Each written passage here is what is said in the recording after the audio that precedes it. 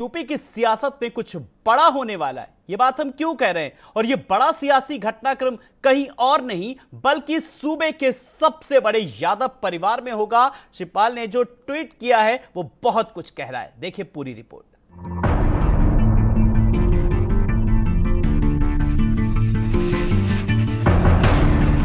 शिवपाल और अखिलेश के बीच नाराजगी की जो खबरें दबी जुबान चल रही थी वो अब सतह पर आ गई हैं। शिवपाल के एक ट्वीट ने यादव परिवार में लगे सियासी झगड़े को उजागर कर दिया है। शिवपाल के ट्वीट से ऐसा लगता है कि अब शिवपाल के सब्र का बांध टूट चुका है और शायद इसीलिए उन्होंने अखिलेश यादव को इशारों ही इशारों में बड़ा झटका दे दिया है। शिवपाल ने बेहद भावुक होकर ट्वीट किया जिसमें लिखा है, अपने सम्मान के न्यूनतम बिंदु पर जाकर मैंने उसे संतुष्ट करने का प्रयास किया। इसके बावजूद भी अगर नाराज हूँ तो किस स्तर तक उसने हृदय को चोट दी होगी। हमने उसे चलना सिखाया और वो हमें रौंदते चला गया। ईद के मौके पर शिवपाल यादव का ये ट्वीट बड़ा संदेश दे रहा है और साफ साफ इशारा करता है कि अब बात बहुत बिगड़ चुकी है। चाचा शिवपाल अब साथ साथ नहीं चलेंगे और दोनों की सियासी राहें जुदा हो चुकी हैं। साल 2017 में विधानसभा चुनाव के एक साल पहले शिवपाल अखिलेश में जो अनबन थी वो पूरी तरह से खत्म नहीं हो सकी। शिवपाल ने अलग पार्टी भी बना ली, लेकिन इस बार विधानसभा चुनाव में परिस्थितियों को देखते हुए शिवपाल ने समझौता कर लिया और सपा के टिकट पर इटावा की जसवंत नगर सीट से चुनाव जीता।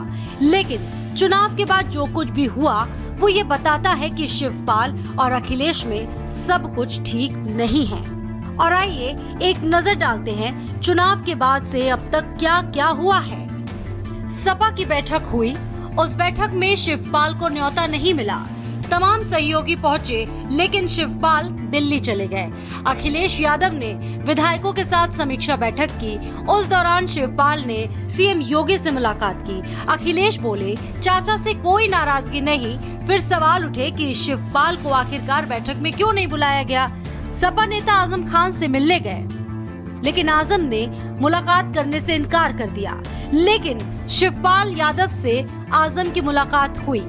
वहीं अखिलेश यादव बोले कि बीजेपी वाले चाचा को ले ले, लेकिन शिवपाल बोले जिसे सिखाया वो रौंदता चला गया।